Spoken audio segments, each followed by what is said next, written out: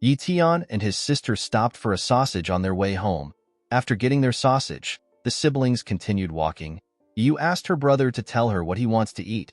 Ye Tian asked Yu to make her signature boiled meat slices. While walking home, Ye Tian noticed that a car was moving behind them. He realized that he and his sister were being followed. At home, we see Ye Tian looking down from his balcony. Yu told her brother that dinner is ready. She asked him to assist her in setting up the table. While Ye Tian was on the balcony, he noticed that the car was packed next to his house. Ye Tian became more suspicious. He decided to stop worrying and assist his sister. In the next scene, we see Yu in class. Yu stood up to solve a question given to her by her teacher. Opposite Yu's school, we see a man standing on top of a building. This man turns out to be Ye Tian. Ye Tian looks down from the building he was on. He noticed that the car was still in the area. Ye Tian was annoyed to see this. He could not believe that someone was following his sister around for 3 days. He could not believe that someone wanted to harm his sister. He believed that Xiaobei had crossed the line. While Ye Tian was looking around, he noticed that the car was driving away from the area. Ye Tian was shocked to see this. He jumped down from the building and began to run after the car. After driving a long distance, the car arrived at an uncompleted building. Ye Tian stood on a long pole when he arrived in the area. He saw a man get out of the car and head into the building. Ye Tian realized that this was the place Xiaobei was in. Ye Tian was eager to see Xiaobei. He activated his shadow talent and headed into the building. Inside the building, we see a man getting beat up by 2 guys.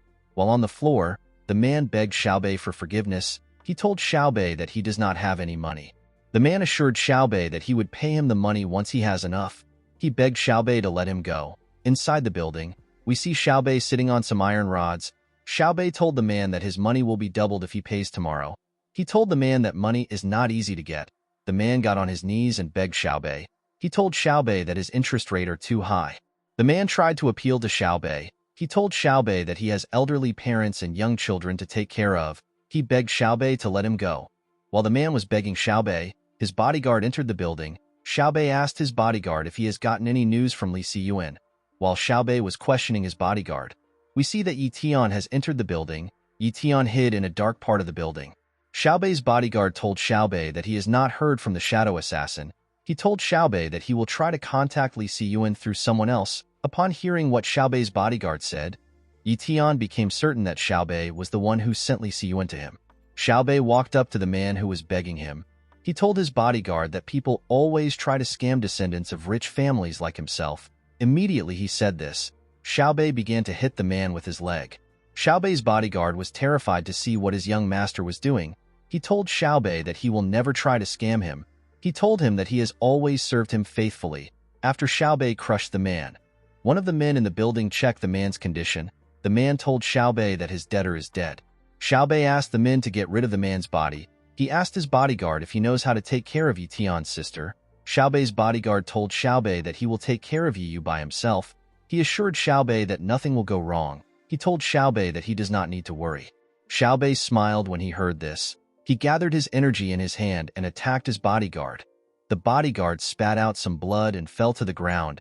He asked his young master to tell him why he hurt him. With a smile on his face, Xiaobei told his bodyguard that he is suffering the consequences of failing the first job. While Xiaobei was talking to his bodyguard, Ye Tian brings out his weapon and jumps down from his hiding spot. Xiaobei quickly sensed the presence of someone above him. Unfortunately for him, Ye Tian killed him before he could do anything. Ye Tian smiled as he cut Xiaobei's body. The men in the room were shocked to see what happened. They could not believe that their young master was dead. Xiaobei's bodyguard was shocked to see that his young master was killed by someone using a shadow talent. He believed that only one person would have such a talent to kill Xiaobei. He assumed that the killer was Li Siyuan. To his surprise, Ye Tian was the one who came out of the shadows. Ye Tian smiled as he looked the bodyguard in the eye. Xiaobei's bodyguard did not understand what was going on. He could not believe that Ye Tian had a shadow talent. The 2 men ran away when they saw Ye Tian. The bodyguard told Ye Tian that he has already done his research on him. Xiaobei's bodyguard remembered finding out that Ye Tian had a weak tier talent. He asked Ye Tian to tell him how he was able to kill a martial warrior like Xiaobei. He asked Ye Tian to tell him what happened to Li Siyuan. Ye Tian let out a huge sigh. Immediately he did this, he rushed to attack the bodyguard. As Ye Tian moved closer to him, the bodyguard told Ye Tian that he cannot kill him. Unfortunately for him, this wasn't true. Ye Tian used his weapons to cut the bodyguard down. After killing the bodyguard, Ye Tian brought out a handkerchief from his pocket. He used the handkerchief to clean his blades. After doing this, Ye Tian threw the handkerchief on the floor. The word shadow was written on the handkerchief. Ye Tian put his weapons away and put his hoodie on. He looked at Xiaobei's dead body and told Xiaobei that he messed with the wrong person. After saying this, Ye Tian left the building. An hour later, we see some cars packed outside the building. Inside the building, we see In staring at his son's corpse and could not believe what he was looking at. He asked his men to tell him who killed his son. One of In's men picked up Ye Tian's handkerchief and handed it over to In. He told In that Xiaobei was probably killed by a shadow assassin. In was annoyed to hear this. He could not believe that someone sent a shadow assassin to kill his son. He could not believe that someone could do something so inhumane. While In was mourning his son, a man stepped into the building. The men inside the building referred to the man as Old Imo. This old man is Imo Zhongqing. He is the great elder of the wealthy Imo family of the Linhai base. He is also the only great martial warrior in the Imo family. The warrior ranking in this world are martial apprentice, martial warrior, elite warrior, great warrior, and finally grandmaster. In was shocked to see Zhongqing. He knelt down in front of him. He told Zhongqing that the prodigy of the Imo family is dead. Zhongqing asked In to stand up and talk to him. In told Zhongqing that Xiaobei just became a martial warrior and he just finished his celebration banquet. He told Zhongqing that Xiaobei had the potential to become a great warrior. He told him that Xiaobei was going to revitalize their family. While crying, In told Zhongqing that his son met a miserable end. Zhongqing acknowledged the fact that Xiaobei was a genius. He knew that Xiaobei was the Imo family's hope. He told In that their family's position would have become stronger if they were able to produce another great martial warrior. In told Zhongqing that his son must not die in vain. He presented the handkerchief to Zhongqing and asked him to avenge his son. Zhongqing took the handkerchief. When he saw the logo on the handkerchief, he believed that Xiaobei was killed by a shadow assassin. While thinking, Zhongqing realizes something. Zhongqing stepped outside of the building. He was certain that the person who employed the assassin is one of the families that has a grudge with them. When Zhongqing lifted the handkerchief against the moonlight, he saw a tiny logo next to the shadow sign. Zhongqing believed that the assassin was hired by the Iron Fang. The scene shifts and we see Ye Tian talking to Zhang Bao. Zhang Bao told Ye Tian that the Iron Fang base is much stronger than the Linhai base. He told Ye Tian that Zhongqing suspects that some families in the Linhai base are secretly colluding with the Iron Fang base. Zhang Bao revealed to Ye Tian that the Iron base is trying to kill off the younger generations of elites and swallow the Linhai base. He told Ye Tian that Xiaobei was killed after breaking into the martial warrior realm. He told Ye Tian that Xiaobei's head was cut off. Ye Tian did not know how to react when he heard this. He was very happy to see that no one suspects him. Zhang Bao told Ye Tian that he is very lucky. He told Ye Tian that Xiaobei would have tried to kill him if he was not killed. After leaving Zhang Bao, Ye Tian contemplates on how his actions saved him. Ye Tian purposely left the handkerchief at the scene in order to draw the Imo family's attention on somewhere else. Ye Tian was surprised to find out that Zhongqing found the symbol of the Iron Fang base on the handkerchief.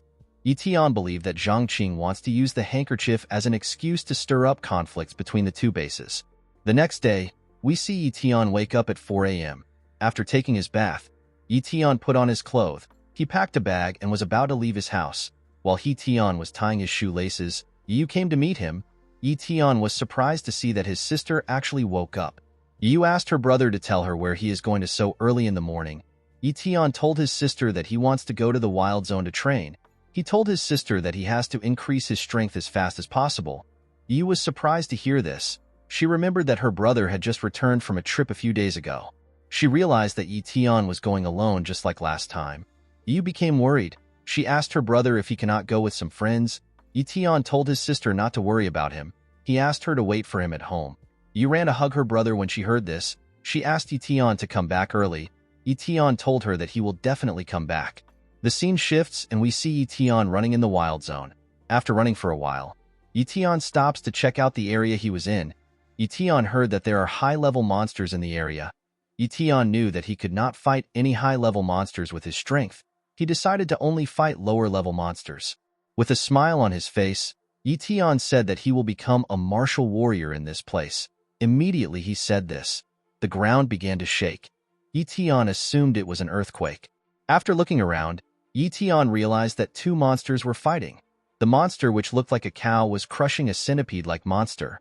The stronger monster is called an armored ox. It is a monster with a low-tier defense talent and a weak-tier bloodline talent. After the armored ox had defeated its opponent, it noticed Ye Tian. The monster ran towards Ye Tian.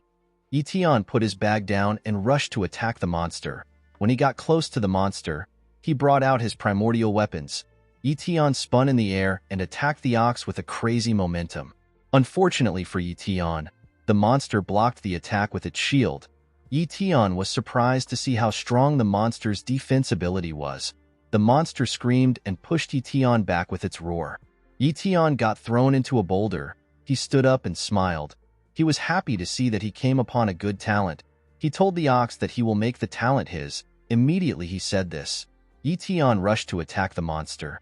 Ye Tian moved close to the monster and ran up its body. Ye Tian knew that the most fragile part of every living being is their eyes. He took a position while he was in the air and rushed to attack the ox's eye. Unfortunately for Ye Tian, the ox had a shield around its eyes. Ye Tian was surprised to see how strong the shield was. He could not believe that he was not able to break through it. Ye Tian began to slash the shield with all his strength. While he was hitting the barrier, one of his blade began to crack. Ye Tian was surprised to see this. He could not believe that a low-tier defense talent could be so strong. While Ye Tian was hitting the barrier, his blade broke. Ye Tian was shocked to see this. He did not know what to do. While Ye Tian was looking at his blade, the ox landed a punch on him.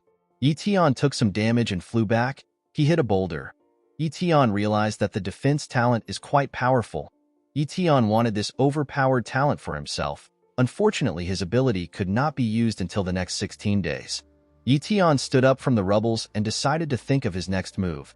Ye Tian knew that the armored ox was weaker than the silver moon wolf, but it is also above the viper. Ye Tian threw away his broken blade. He realized that he could take down the ox if he is able to pinpoint its weak spot and launch a sneak attack. With a smile on his face, Ye Tian said that he has a chance at victory. A green aura covered his body and Ye Tian activated his shadow talent. Immediately he did this. He ran towards the ox. He began to attack the ox all over its body. Of course, the ox shield blocked his attack. Ye Tian was happy to see that the monster was not able to sense his presence. He realized that the shadow talent is extremely valuable. Unfortunately, Ye Tian's blade skills did not affect the barrier at all. After attacking the monster for a while, Ye Tian realized that he could not find a gap in its defense. Ye Tian stopped attacking and looked around the monster's body. After carefully looking around its body, Ye Tian noticed that the monster had a light defense around its butt. Ye Tian wondered if the butt was the monster's weakness. He decided to attack it. Ye Tian moved close to the monster and used a skill called Shadow Kill to destroy its penis. The monster screamed in pain and fell to the ground. After seeing that he successfully took down the monster, Ye Tian smiled. He was happy to see that his guess was correct. Guys, we have come to the end of our video. If you guys want part 4 of this video, let me know in the comments section. Don't forget to like and smash that subscribe button for more recaps. See you guys later.